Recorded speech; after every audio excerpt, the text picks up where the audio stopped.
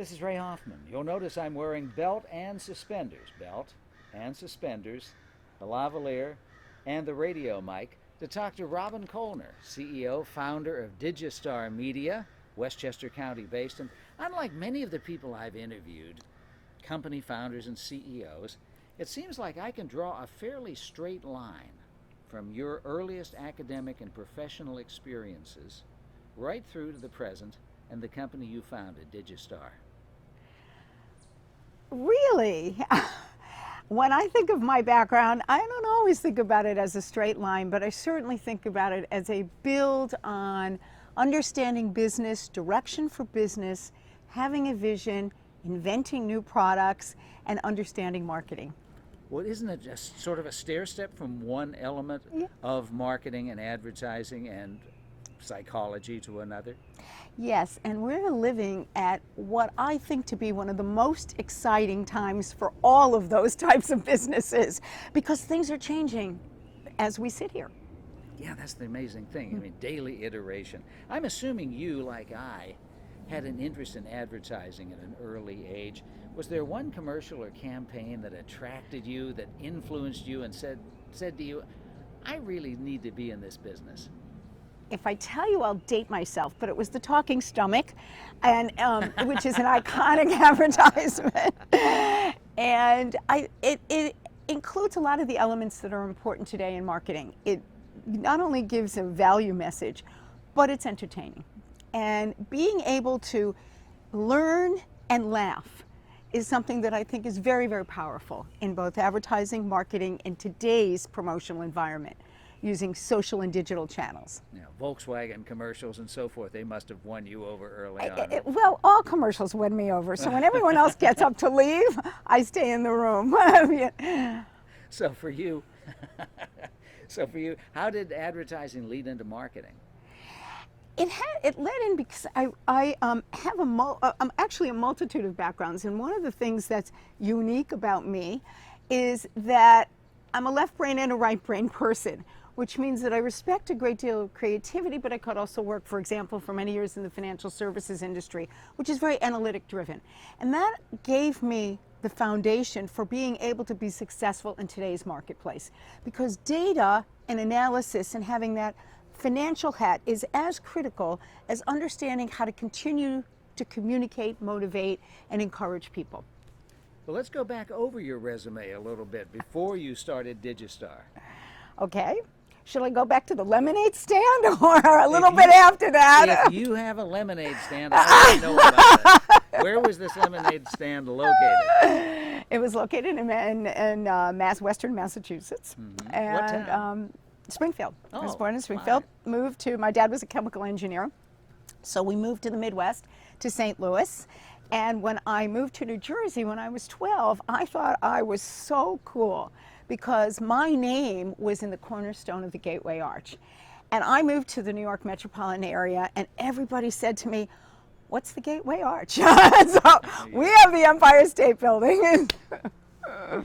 So the trajectory of my career was that my interest in business and in the creative side of advertising and promotion led me to start my career in retailing.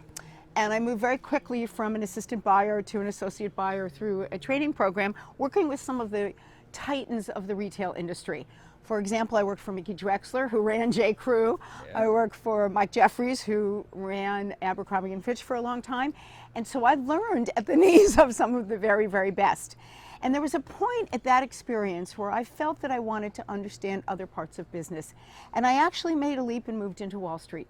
And I went to work for what became one of the largest and best institutional money management firms. And I started on the trading desk, in the over-the-counter trading desks. So I learned all about that industry and realized that to be successful in the financial services industry, I really needed an MBA. So I was one of only 98 women that were in my entering class at Wharton. And so I learned at the knees of the people who really understood net current asset value and book value and how to analyze financial statements and trade bank stocks. Take me back to what you learned as you looked up to the great Mickey Drexler. What did I learn? I learned two things. One is that you can condition consumers to want to buy almost anything that's in style, and that it's important to have a vision for what's going to sell, what people are going to relate to. Because so much of what went on, even in the days that I started, was that there was a very long supply chain for manufacturing soft goods, clothing, accessories, shoes, and that you really had to understand the consumer first. And that has never left me, because understanding the consumer is really at the core of what digital and social media is all about. It's building relationships back with your fan base, building a fan base, understanding your customers, and then being able to speak to them and talk to them online, basically, using audio, using text, using video. Now, going back to when you first related to the consumer, how has that relationship changed between the marketer and consumer? Oh, dramatically, dramatically. The relationship between the marketer and the consumer was always the marketer speaking to the consumer saying, you want this, come buy my product, come hire me, and you know why? We'll position it for you, the 4 Ps. Marketing is no longer just about the 4 Ps. It's all about the Cs. Connecting, collaborating, communicating, and that's different. We have now a feedback loop, where as customers, when we got annoyed or we wanted something or we got mad, we had 3 choices: kick the dog, bash the refrigerator door, or write at what we used to call presidentials. And when I was a chief of staff for a senior executive at Citibank, I used to have to answer those presidential letters where people got mad, they didn't know what to do. Heaven forbid you tried that 1-800 number, right?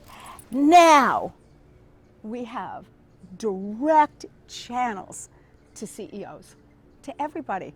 I had an experience where I had a student in my class, we'll get to how I built a program at Fordham University, who was a senior executive at Verizon Wireless. And he brought several of his team members with him to take my courses. And he convinced me to switch from, dare I use the word, T-Mobile to Verizon Wireless. So that, by the way, is harder than anything I've ever had to do in my career. But we managed to move my family over to Verizon Wireless. But T-Mobile didn't want to give up on me, and so they continued to bill me.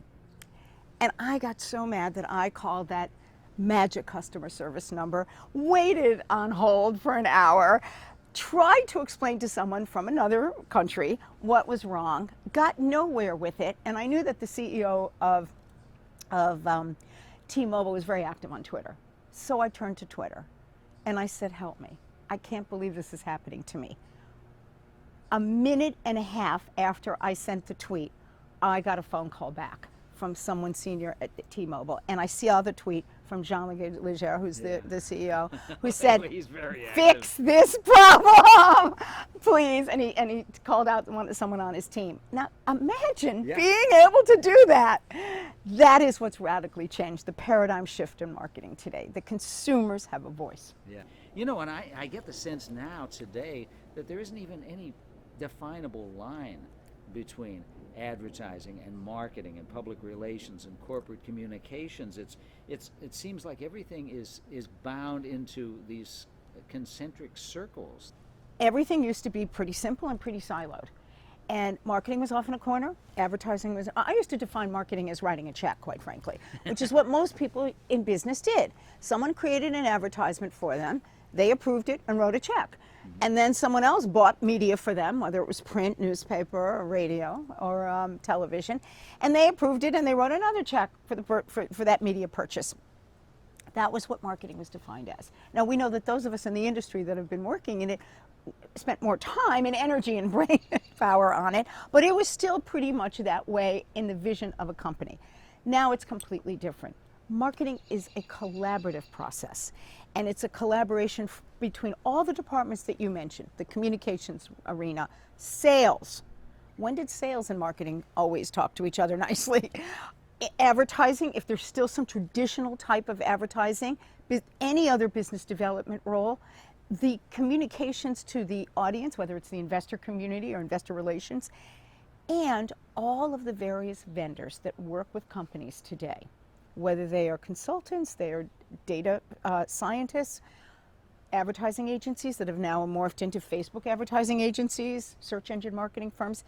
Everyone needs to work together because that is what makes the power of marketing work. That is what amplifies a message from one channel and helps it move into the others, and that helps people understand what works and what doesn't. So the interesting thing is that businesses now have to play an integral role in the production of content. Cannot be outsourced completely. Did you have an aha moment when you realized that sometime maybe 15 or so years ago? The Web 1.0, which was the era where we first were introduced to websites, e-commerce websites, static websites, was and those type of the understanding of using digital channels to try to rank better on a search engine and also to purchase ads related to keywords. That was an integral part of Web 1.0, along with what's called affiliate marketing, where you would put someone's banner on your website and you would get a commission for that. So I was able to work for an early stage media company at this transition point between what we'll call Web 1.0 and Web 2.0, which is the interactive web. And at that moment, that's where my aha moment came in. I was working for a group of people. We were developing a web property for the baby boomer generation, the over 50 population.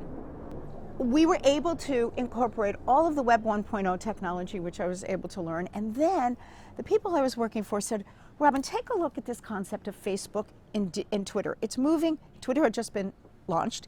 Facebook had just moved from the college campuses to opening up the ability for outsiders, businesses, to set up pages. And they said to me, start blogging.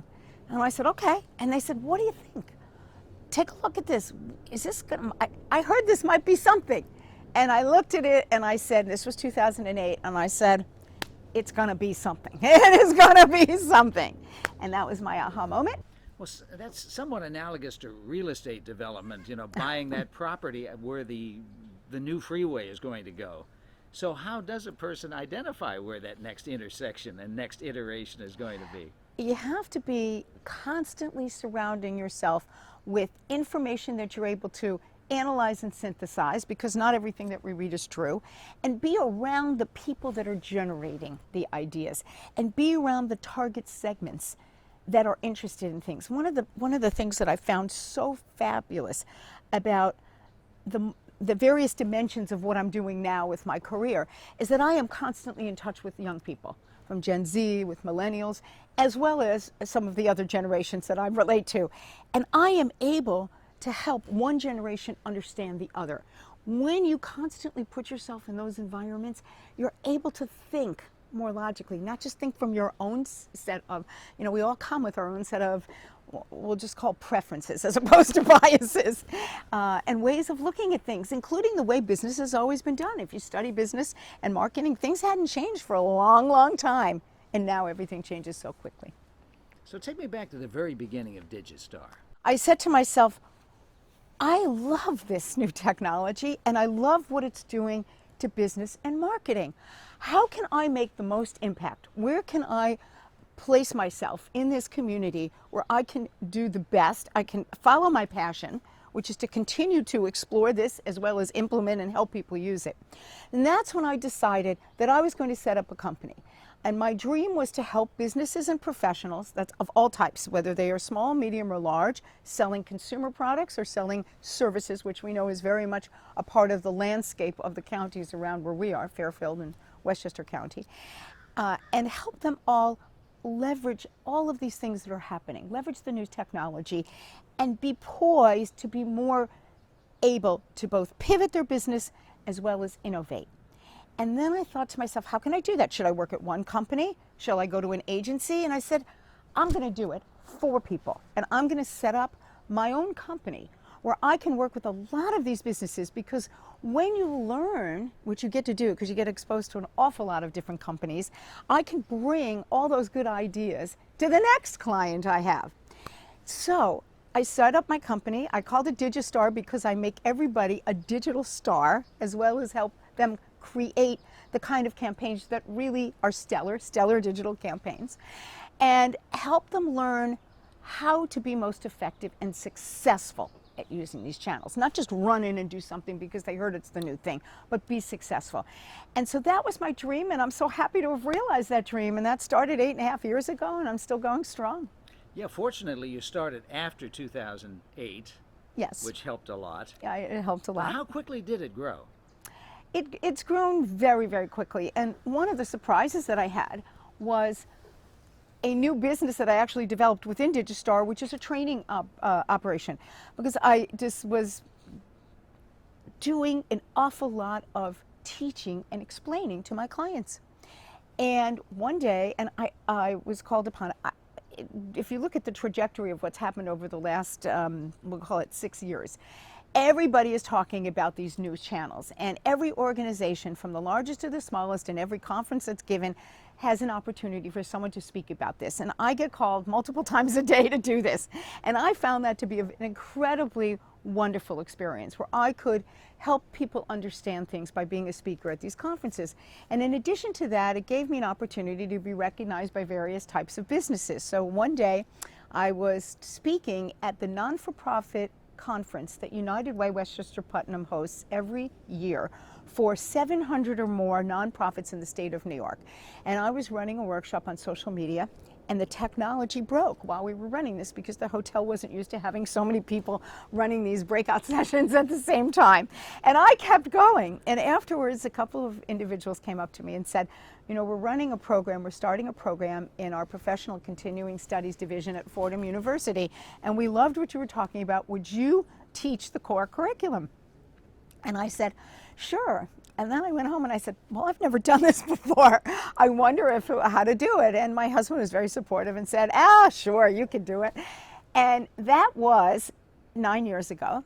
And my program, I taught in that program. It was a professional studies and new media program that Fordham launched 8 years ago. I taught the business and profession of new media. And then after a year, I asked them for a budget to run a program that I thought would be very beneficial to the counties that are surrounding Westchester County and the business community. And it's called a professional certificate program. It's designed to help everybody in business get up to speed, get that foundation of learning, know how to allocate resources, know what to do when you hire those young people to do things for you, know how to hire vendors effectively, etc. So I built this program. It's now finishing its 14th semester. And we're going strong with it, and it all came because I gave a talk. It happens that way. Sometimes it does. And how many people have been certificated? Oh, dozens and dozens and dozens. We're well over 200. Oh, that's wonderful. I knew there had to be an odd connection to get you into academia. There had to be a connection. Well, it's very exciting to be there, and it's so nice to have a university that's very supportive of new forms of education, because it feels somewhat competitive to a university to have a lot of outside organizations build these online programs and courses. And I said to them, don't get left out. Be at the forefront. And we were the first certificate program to offer this kind of instruction in the whole surrounding 7 counties here. We pull from Albany, Danbury area, Fairfield County, Rockland, Orange, Westchester, New York City, the 5 boroughs, you name it. Well, there obviously aren't very many programs like this. Most universities have set up master's programs because it's financially is far more rewarding. 3 students could probably, generate $40,000 each in a program. These courses are not that expensive, and they last for 12 hours on a Saturday morning. I mean, three sessions of 4 hours each, or on an evening for 4 nights. And so it's education that fits into people's schedule. It's in person, because that allows people who feel that they can't learn quite as successfully online and really want to be with peer-to-peer learning situations to learn and to share about their business experiences. And so we are still the only program like it in the county. And when you developed that first lesson plan, how much did you struggle? I didn't struggle, but I did spend a lot of time because I wanted to be comprehensive, and I wanted to be able to move the knowledge that the students were going to get from what they knew to what I wanted them to know in a non-threatening way, because that's the best way to do it. And I knew that I was going to have people in the class that were from age 20 to 120, I like to say. So we have 20-year-olds, 30-year-olds, 40-year-olds, 50-year-olds, and 60-year-olds. And I wanted everybody to feel that I was speaking a language that they could relate to. That was really what the challenge that I took on for my classes and for the other teachers that I have as well. Now, was there any secret in the breakthrough in terms of language? To get common language? I like to, yes, and the common language is the language of marketing, okay? And as opposed to coming in and saying, let me teach you something brand new, it's let me teach you something using the language that you know and show you the differences, show you how it's evolved, and show you that you can do it too, because I'm all about empowering people.